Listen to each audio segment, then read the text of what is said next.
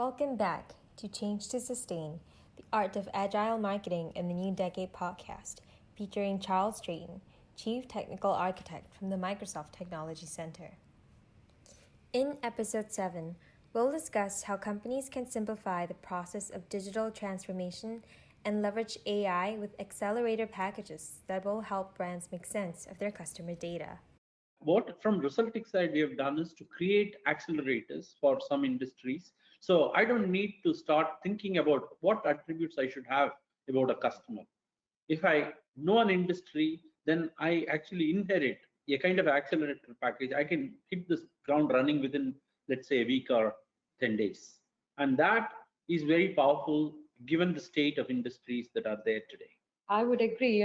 Charles, you would find this very interesting. I'm sure you have seen this multiple number of times being the MGC architect and also the global lead for healthcare, right? And empowering them to all get ready.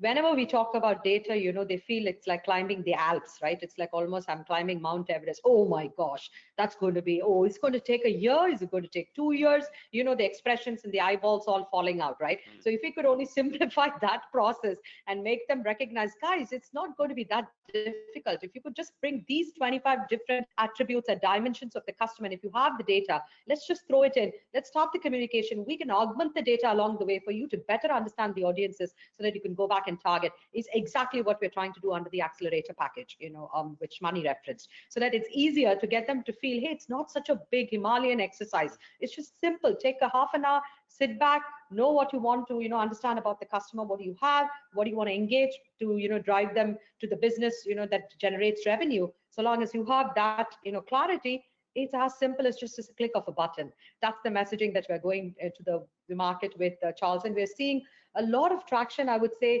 in the, the emerging markets, the growth markets, and especially, as Mani mentioned, in the SMB segment, who really want to jump onto the bandwagon quickly because they know otherwise it's probably a question of survival. And that's a very similar philosophy to what we have at Microsoft. A lot of times, we find that artificial intelligence has become a major topic. And the problem, of course, has always been, if you are a smaller company, you don't necessarily have a data scientist there. So how do we make use of machine learning and artificial intelligence in a way where we can fundamentally democratize it so that people who don't necessarily have access to a data scientist are still able to make sense of their data? And a lot of what we've invested in Microsoft through the Azure platform that Resulticks that runs on top of is this idea of, we take your data and we actually have machine learning capabilities that are industry specific to be able to give you insights that become important for the industry that you're in. And I think that kind of thing pairs well with a platform like yours, because it allows you to take some of the democratized AI that we offer at Microsoft and continue to learn and grow from that. And that goes back to one of the things we talked about a little bit earlier, which is this idea of consumer psychology. How do you understand buying patterns? How do you understand ahead of time that people are going to start buying bread making machines?